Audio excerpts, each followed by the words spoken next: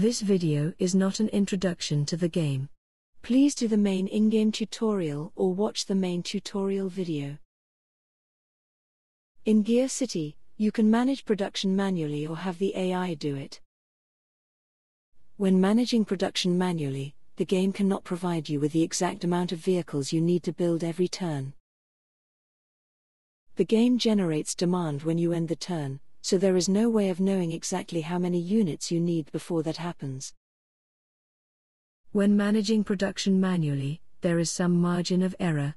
But there's some ways to mitigate the margin of error and be even more optimal than the auto-production system.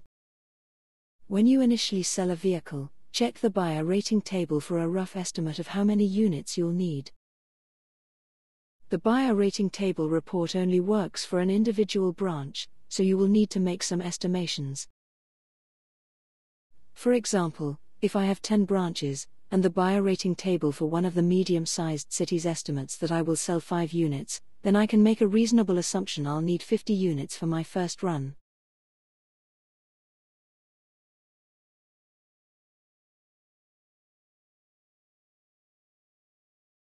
After running a turn, you will either miss sales or have inventory.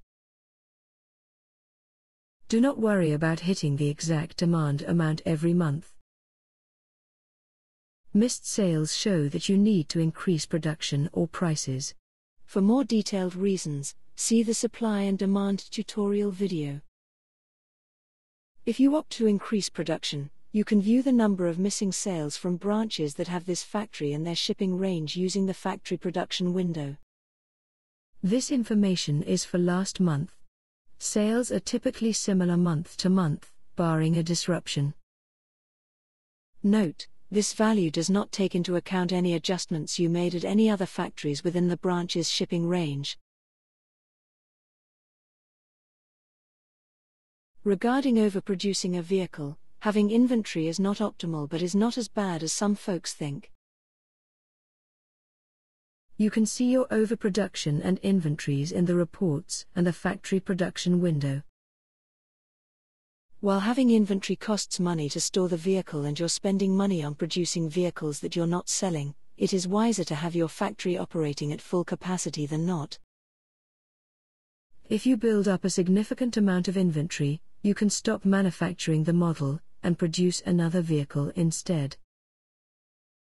This philosophy allows you to sell 2 vehicles at a time while only having enough production capacity for 1 vehicle.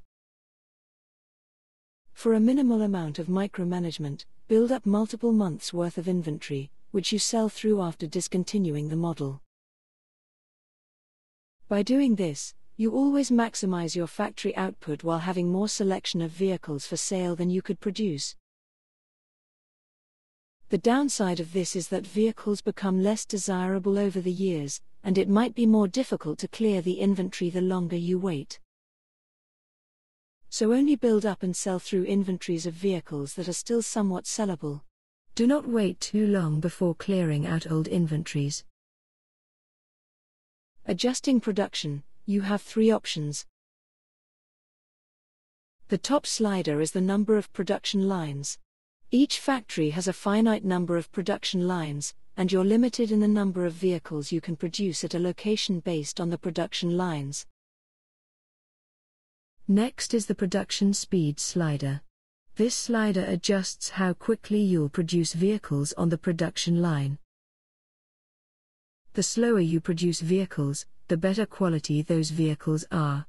Likewise, the faster you produce them, the worse the quality will become. You can view the quality rating of the vehicle and the rate of change here. The quality rating applies to all vehicles of this model you sell. And the rating adjusts based on all production speed settings you have for this model at all factories. The last way to adjust production manually is with the production amount text box. Enter the number of vehicles you want to produce, then click the Calculate button. The game will automatically adjust the production line and production speed sliders using the auto-production system logic. There are several cost bonuses you can gain with the production system. If you produce vehicle models that share the same component, you'll receive a small discount to your factory costs. If you produce many units of a vehicle model in a turn, you'll receive a small reduction in production costs. Likewise, the unit costs of components and vehicles drop the more you produce them. These bonuses depend on the map, year, and the number of units produced, so we do not provide the exact discounts in this video. See the Formula Wiki for details. You can also manage production via the districting system. This system works exactly like the individual factories, except it manages the production of many factories as one. See the district production and sales video for more details. Things to remember. When managing production, remember the laws of supply and demand, as mentioned in the supply and demand videos. You get discounts the more you produce something, be it in one turn or a product's lifetime. Try to produce designs with similar components in the same factory. The more production speed you use, the faster the quality rating will drop. Low quality ratings are bad for high-end vehicles. It is alright to have inventories, as long as you periodically sell through them. And the most important thing, if you find manually controlling production cumbersome, use the districting or auto production systems. They might not be as optimal, but you'll get much more enjoyment out of the game once your company becomes large.